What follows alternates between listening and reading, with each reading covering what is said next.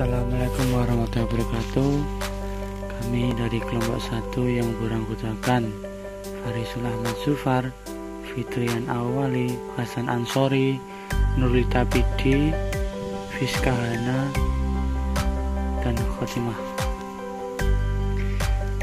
Di sini kelompok kami akan menerangkan tentang Al-Mujmal wal Mubayyin dan Al-Mutlaq wal Muqayyad. Langsung saja. Untuk yang pertama ada definisi al-mubazin atau al-mubazan. Mubazin adalah dalil yang sudah jelas dan tidak ada kesamaran sama sekali, atau dalil yang menjadi penjelas dalil yang masih samar. Dengan adanya mubazin dapat menjelaskan dalil yang masih umum dan samar. Baik, di sini saya akan menjelaskan mengenai al-mubazan atau al-mubazin. Secara etimologi, al-mubazan berarti yang menjelaskan atau yang merinci. Sedangkan menurut istilah, terdapat dua redaksi yang sama-sama dikemukakan oleh ulama usul fiqh tentang pengertian al-mubazan. Pertama, al-mubazan adalah upaya menyingkapkan makna dari suatu pembicaraan atau kalam serta menjelaskan secara terperinci hal-hal yang tersembunyi dari pembicaraan tersebut kepada orang-orang yang dibebani hukum atau mukallaf. Kedua, al-mubazan adalah mengeluarkan suatu ungkapan dari keraguan menjadi jelas. Maksudnya, jika ada suatu ungkapan yang masih mujmal atau samar, maka dengan mubazan ungkapan itu menjadi jelas. Berdasarkan kedua definisi tentang al-mubazan di atas, terdapat dipahami bahwa yang dimaksud dengan al-mubazan adalah suatu lafal atau perkataan yang jelas.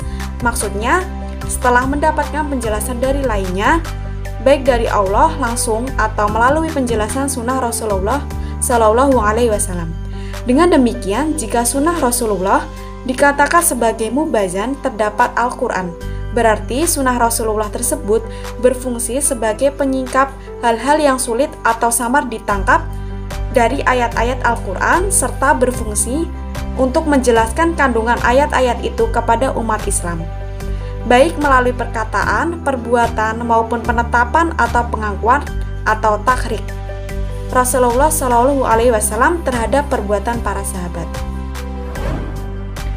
Selanjutnya itu bentuk mubayyin. Bentuk mubayyin itu ada 5.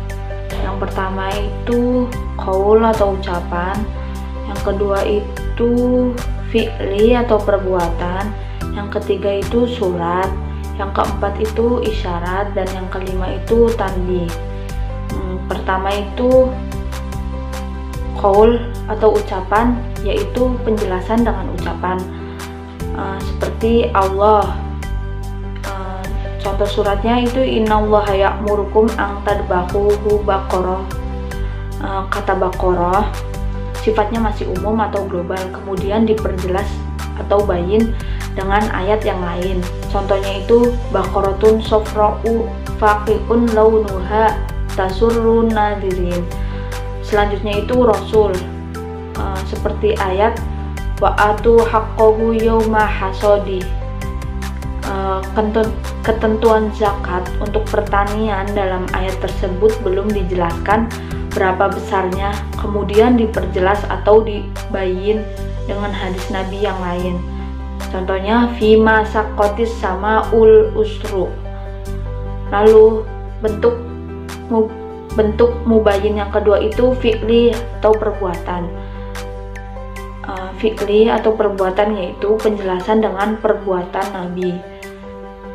Contohnya seperti perintah sholat, aqimus sholah. Kemudian untuk tata cara sholat dijelaskan oleh Nabi dengan mempraktikkan sholat. Shollu kama ra'aitumuni usolli. Selanjutnya yang ketiga itu surat. Penjelasan yang berbentuk surat, contohnya itu surat yang dikirim Nabi pada penduduk Yaman tentang penjelasan diat, nyawa, dan anggota badan. Juga surat yang dikirimkan Nabi tentang penjelasan kadar zakat. Lalu yang keempat itu isyarat. Contoh isyarat Nabi SAW dengan ke-10 jarinya sebanyak 3 kali sebagai penjelasan tentang bilangan hari dalam 1 bulan, yakni 30 hari. Kemudian beliau mengulangi isyaratnya 3 kali, dan pada ketiga kalinya mengurangi 1 jarinya, yang artinya bulan terkadang hanya 29 hari. Selanjutnya itu tanbih. Tanbih adalah dengan menjelaskan ilat atau alasan yang menjadi latar belakang suatu hukum. Contohnya seperti kurma basah boleh ditukar dengan kurma kering asal bobotnya sama. Ilatnya itu jika kurma kering itu tidak sama bobotnya dengan kurma basah, maka haram. Selanjutnya yaitu terkait dengan dalil yang bertentangan. Bagaimana jika antara dua dalil mubayyin itu bertentangan? Dalil manakah yang diambil sebagai mubayyin? Penjelasan yakni 1. Jika ada dalil berupa ucapan dan perbuatan itu sama, maka yang dijadikan sebagai mubayyin adalah dalil yang terlebih dahulu keluar. Maka apabila dalil yang berupa perbuatan adalah dalil yang terlebih dahulu keluar, maka itu merupakan mubayyin, dan status dalil atau yang keluar setelahnya adalah sebagai penguat.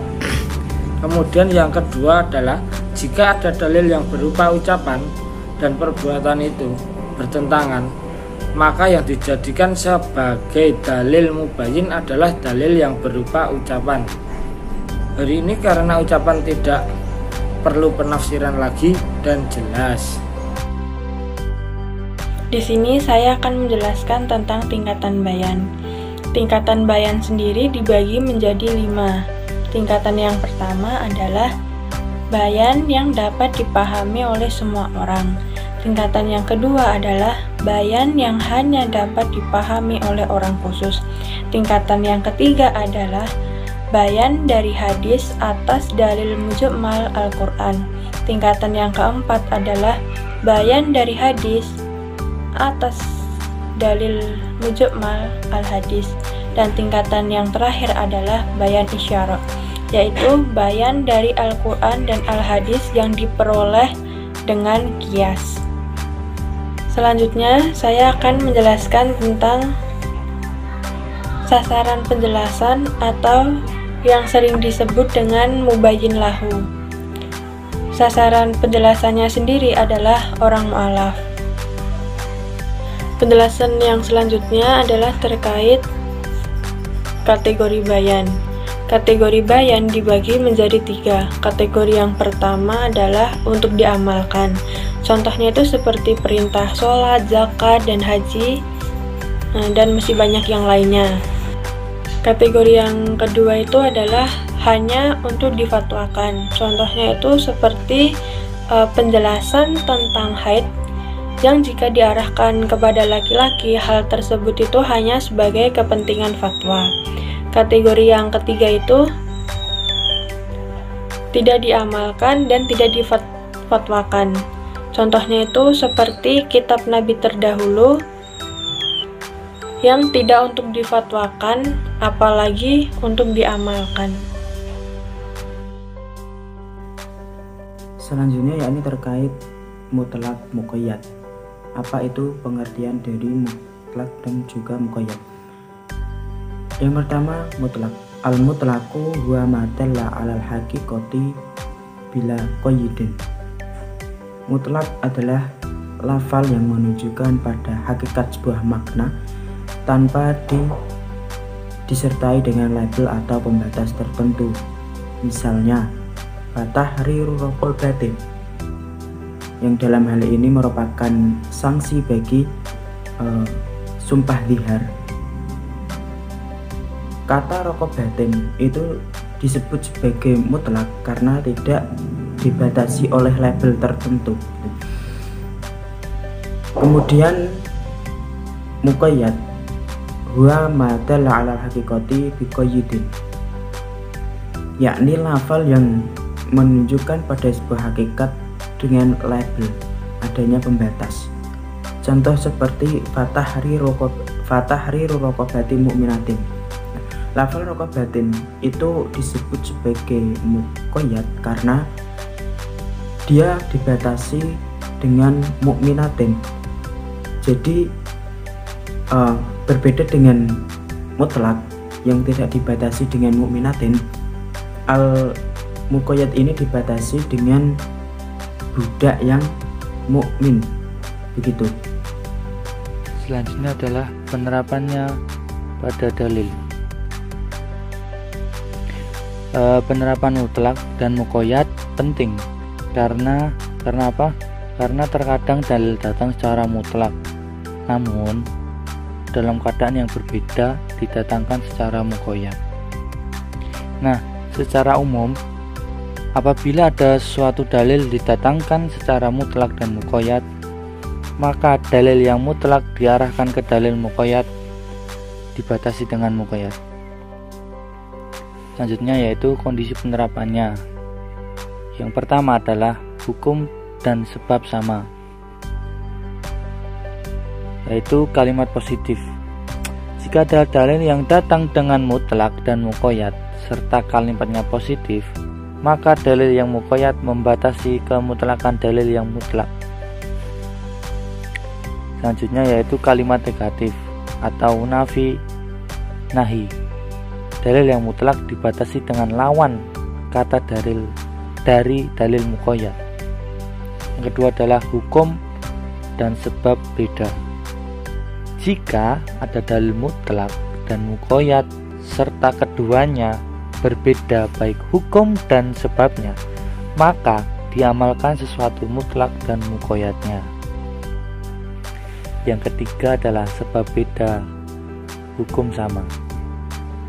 Jika ada dalil mutlak dan muqayyad yang keduanya berbeda sebabnya namun hukumnya sama, maka dalil yang mutlak diarahkan muqayyad. Nah, dalam hal ini teori yang dipakai adalah teori qiyas, namun dengan syarat ada titik temu antara keduanya. Yang keempat, sebab sama hukumnya menjadi beda. Penerapannya sama seperti penerapan pada dalil mutlak muqayyad yang berbeda sebabnya dan sama hukumnya. Juga mensyaratkan ada titik temu antara keduanya. Sekian presentasi dari kelompok kami.